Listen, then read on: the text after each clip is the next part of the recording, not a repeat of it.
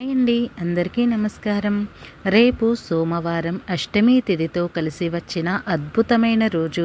ఈ రోజున శివుడి ఫోటో పక్కన దీనిని పెడితే చాలు మీరు పట్టిందల్లా బంగారం అవుతుంది. మీకు ఉన్న ఎంత పెద్ద అప్పులైనా సరే తీరిపోతాయి. మీరే అప్పులు ఇచ్చే స్థాయికి వెళ్తారు. మీకు కావలసినంత ఐశ్వర్యం వస్తుంది. శివుడికి అత్యంత ప్రీతికరమైన రోజు సోమవారం. ఈ సోమవారం రోజు అష్టమి కలిసి రావటం చాలా విశేషం. ఇలాంటి అద్భుతమైన రోజున శివారాధన చేయటం వలన జీవితంలో అన్ని సంతోషాలే కలుగుతాయి. ఈ రోజుల్లో చాలామంది అప్పుల సమస్యలతో సతమతమైపోతూ ఉన్నారు. ఈ కలియుగంలో అప్పుల బారిన పడి జీవితాంతం నరకాన్ని అనుభవిస్తున్నారని పురాణాలు చెబుతూ ఉన్నాయి. ఇది కలియుగం కనుక అందరూ కూడా అప్పుల సమస్యలతో సతమతమైపోతూ ఉన్నారు. పేదవారు, మధ్యతరగతి వారు, ఉన్నవారు అనే భేదం ఏమీ లేదు. ఎవరి స్థాయికి తగ్గట్టు అప్పులు చేస్తూ ఉన్నారు. తర్వాత ఆ అప్పులు తీర్చలేక ఎంతో బాధపడిపోతూ ఉన్నారు. అయితే మీకు ఎన్ని అప్పులు బాధలు ఉన్నా పర్వాలేదు. ఈ అష్టమి సోమవారం కలిసి వచ్చిన రోజున సాయంత్రం 6 గంటలలోపు శివుడి ఫోటో పక్కన ఈ మూటను పెడితే చాలు. వారం రోజుల్లో మీ అప్పులన్నీ కూడా తీరిపోతాయి. మీరే అప్పులు ఇచ్చే స్థాయికి వెళ్తారని శాస్త్ర పండితులు చెబుతూ ఉన్నారు. మరి అష్టమి సోమవారం రోజు శివుడి ఫోటో పక్కన ఏం పెట్టాలి అనే విషయాన్ని ఇప్పుడు మనం ఈ వీడియోలో వివరంగా తెలుసుకుందాం. అష్టమి తిథితో కలిసి వచ్చిన సోమవారం అంటే ఆ శివుడికి ఎంతో ఇష్టం. ఎవరైతే అప్పుల సమస్యలతో సతమతమైపోతూ ఉన్నారో వారు చక్కగా సాయంత్రం 6 గంటలలోపు ఒక చిన్న పరిహారం చేయండి. చక్కగా మీ అప్పులన్నీ కూడా తీరిపోతాయి. ఏమీ లేదు, అప్పులు తీర్చలేక బాధపడేవారు, అప్పులతో సతమతమైపోయేవారు ఈరోజు చక్కగా ఒక పసుపు రంగు క్లాతును తీసుకొని దానిలో ఒక మారేడుకాయను వేయండి. ఈ పరిహారానికి మారేడుకాయ చాలా ఇంపార్టెంట్ కనుక మారేడుకాయను వేయండి. మారేడుకాయ అంటే శివుడికి చాలా ఇష్టం. ఒకవేళ మీకు మారేడుకాయ దొరకకపోతే దాని బదులు కొబ్బరికాయను అయినా సరే ఈ వస్త్రంలో వేయవచ్చు. కానీ కొబ్బరికాయను కానీ వస్త్రంలో వేసి దానిలోనే కొంచెం పచ్చకర్పూరం వేయండి. మీ దగ్గర ఉంటే పచ్చకర్పూరాన్ని వేయండి, లేదంటే మామూలు కర్పూరాన్ని వేయండి. ఇలా కర్పూరాన్ని వేయటం వలన మీ అప్పులన్నీ మీరే తీర్చుకునే శక్తిని పొందుతారు. ఇవన్నీ వేసిన తర్వాత వీటన్నింటినీ చిన్న మూటలాగా కట్టేసి ఆ మూటను శివుడి ఫోటో పక్కన పెట్టేసి శివయ్యకు మీ కోరికను చెప్పుకోండి. ఈశ్వర, నాకు ఇంత అప్పు ఉంది, అప్పు తీరడం కోసం ఈ పరిహారం చేస్తున్నాను. నువ్వే ఆ అప్పు తీర్చేలాగా చూడు ఈశ్వర. కుదిరితే మేము కూడా అప్పు ఇచ్చేంత గొప్ప స్థాయికి లాగా చూడయ్యా అని సంకల్పం చెప్పుకోండి. ఇక ఈ మూటను అక్కడ అలా వదిలేయండి. వారం రోజుల పాటు కదపవద్దు. వారం రోజుల తర్వాత అంటే మళ్ళీ వచ్చే సోమవారం రోజు ఈ మూటను తీసేసి ఆ మూటను తీసుకుని వెళ్ళి ఎవరు నడవని చోట పడేసి వచ్చేయండి. ఈ మూట మీ పూజా గదిలో ఉన్నన్ని రోజులు ఆ మూటకు ధూపం చూపించి మీ కోరికను మూటకు చెప్పుకోవాలి. ఇలా ఈ చిన్న పరిహారం చేసుకుంటే ఖచ్చితంగా ఫలితాలు అనేటివి వస్తాయి. వారం రోజుల్లోనే అప్పులు తీరిపోతాయి, లేదా అప్పులు తీరే మార్గాలు తెలుస్తాయి. తరువాత మీరే అప్పులు ఇచ్చే స్థాయికి వెళ్తారు.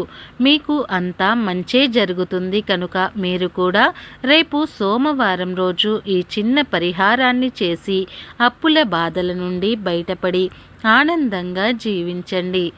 అష్టమి తిథి సోమవారంతో కలిసి వచ్చింది. ఇది కాలభైరవుడికి అంటే ఆ పరమేశ్వరుడికి చాలా ఇష్టమైన రోజు. ఇలాంటి అద్భుతమైన రోజున ఇంటి పెద్దతో ఒక అద్భుతమైన దీపాన్ని ఉదయం 4 గంటల నుండి 4:30 నుండి 6 గంటల లోపు ఎవరైతే వెలిగిస్తారో మీ ఇంట్లో ఉన్న సమస్యలన్నీ తొలగిపోతాయి.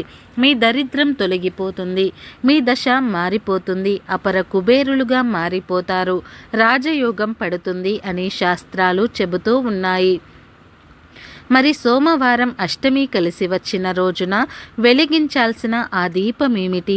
ఆ దీపాన్ని ఎలా వెలిగించాలో కూడా ఇప్పుడు మనం ఈ వీడియోలో అయితే పూర్తి వివరంగా తెలుసుకుందాం. సోమవారం రోజు అష్టమి తిథి కలిసి రావటం చాలా విశేషం. ఇది ఆ కాలభైరవుడికి ఎంతో ఇష్టమైన రోజు. ఈ రోజు ఇంటి పెద్ద కూష్మాండ దీపం పెడితే ఇతి బాధలన్నీ పోతాయని శాస్త్రాలు చెబుతూ ఉన్నాయి. అష్టమి రోజున ఈ దీపం పెట్టడం వల్ల అష్ట కష్టాలన్నీ కూడా తీరిపోతాయి. ఏ పని అనుకున్నా జరగట్లేదు అని బాధపడేవారు, ధన సమస్యలు ఉన్నాయని బాధపడేవారు ఈ దీపాన్ని వెలిగిస్తే చాలా మంచి ఫలితం అనేది వస్తుంది. దీపం అంటే గుమ్మడికాయ దీపం. ఈ దీపాన్ని బూడిద గుమ్మడికాయతో వెలిగించాలి. కానీ ఈ దీపం కోసం సోమవారం రోజు గుమ్మడికాయను సేకరించకూడదు. ముందు రోజే ఇంటికి తెచ్చేసుకొని సిద్ధంగా ఉంచుకోవాలి. ఈ దీపం కోసం పెద్ద బూడిద గుమ్మడికాయ కాకుండా సైజులో చిన్నగా ఉన్న గుమ్మడికాయను తెచ్చుకోండి. ఈ దీపాన్ని సోమవారం రోజు ఉదయం 4:30 నుండి 6 గంటల మధ్యలో వెలిగించాలి. ఇలా వెలిగించిన రోజున కుదిరితే ఉపవాసం చేయాలి. ఉపవాసం చేసేవారు చపాతీలు, పాలు, పళ్ళు తీసుకోవచ్చు. అన్నం తినకుండా ఉంటే చాలు. అసలు దీపం ఎలా వెలిగించాలో చూసేద్దాం.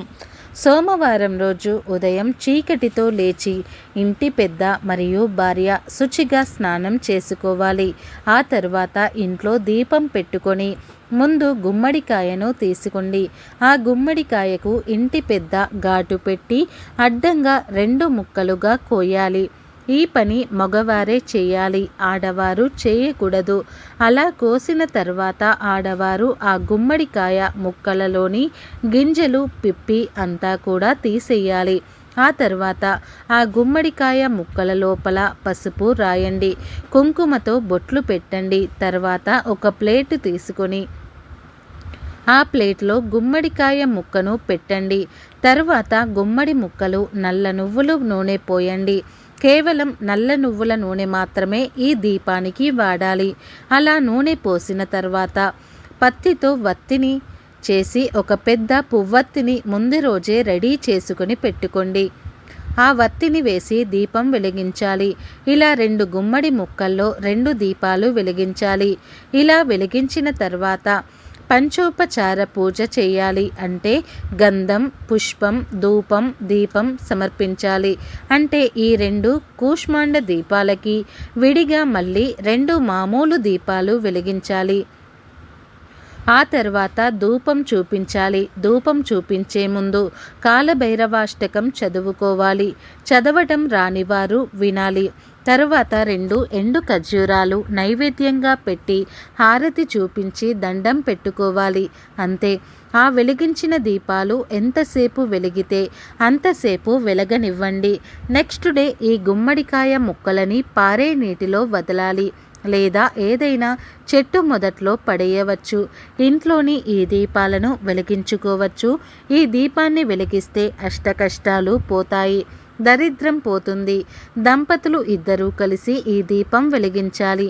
ఇది చాలా పవర్ఫుల్ దీపం కాబట్టి ఎవరూ కూడా మిస్ అవ్వకుండా రేపు సోమవారం అష్టమి కలిసి వచ్చిన అద్భుతమైన రోజున అందరూ భక్తిగా ఈ దీపం పెట్టండి. ఖచ్చితంగా మీ కోరిక నెరవేరుతుంది. మీరు సంతోషంగా జీవిస్తారు.